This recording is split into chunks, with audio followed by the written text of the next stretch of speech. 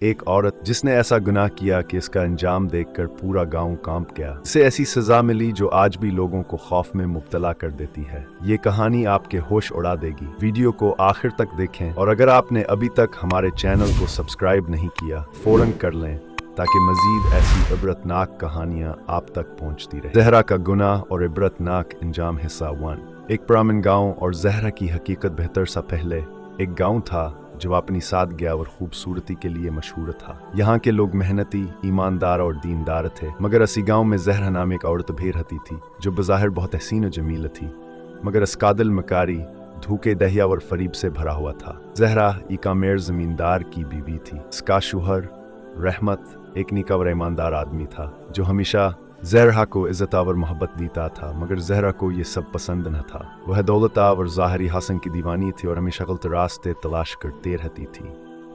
हिस्सा दी। जहरा का नापाक अश्क रहमता की तरह अपने खेतों और कारोबार के कामों में मसरूफ़ रहता था और जहरा उस मौके से फ़ायदा उठाती। इस केंजर गाँव के एक नौजवान कामरान पर थी जो शक्ल सूरत में खूबसूरत था मगर किरदार में नहायत कमज़ोर। जहरा और कामरान के दरमियाना एक नाजायज़ रिश्ता कायम हो गया जो आस्ता आस्ता गनाह की दिल में गहराई तक पहुंचा। जहरा को ये फिक्र न थी कि वह अपने शोहर के साथ तो कहकर रही है, नहिया से आखिरत की कोई परवाह थी। वह अब सा अपने नफ्स की गुलाम बन चुकी थी। फ़कीर की तनबीहा और जहरा का गरूर एक दिन जबर हिम्मत अपने खेतों पर काम कर रहा था। जहरा ने कामरान को अपने घर बुला लिया। वह दोनों अपनी नापाक हरकतों में मसरूफ थे। कहा चांक दरवाजे पर दस्तक हुई। जहरा ने बेचैनी से दरवाज़ा खोला तो सामने एक फ़कीर खड़ा था। इसकी आंखों में अजब नूर था और उसके चेहरे पर संजीदगी और बर्दबारी माया थी। फ़कीर ने जहरा की आंखों में झांका और बोला, बेटी, अल्लाह की राह में कुछ दो और अपने अमाल की इस्लाह कर लो, वरना वो वक्त दूर नहीं जब तुम पर अल्लाह का कहर नाजिल हो। जहरा को ये सुनकर गुस्सा आया और वो बोली, जा बाबा, मैंने तुझसे खैरात मांगी है या नसीहत? मुझे किसी के वाज की ज़रूरत नहीं। फ़कीर ने अफसोस भरी नज़र डाली और कहा, अल्लाह की लाठी बेआवाज़ होती है।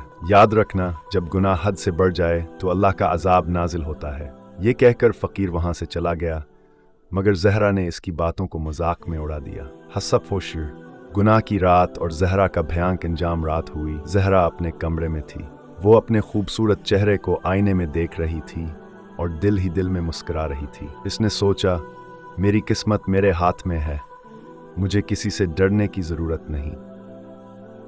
मगर इसे नहीं मालूम था कि तकदीर ने इसके लिए क्या फ़ैसला कर रखा है। अचानक उसके जिस्म में एक अजीब सी जलन महसूस होने लगी। उसके हाथों और पैरों में बेचैनी सी दौड़ने लगी और फिर वह तड़पने लगी। वह चीखने लगी, मगर इसकी चीखें सुनते ही कामरान खौफजदा हो गया और भागने लगा।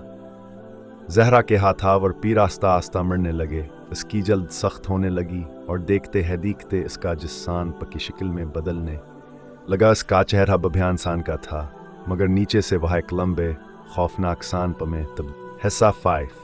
गांव में खौफ और फ़कीर की वापसी। जहरा की चीखें पूरे गांव में गूंजने लगीं। लोगों ने जब ये भयानक मंजर देखा तो उनके होश उड़ गए।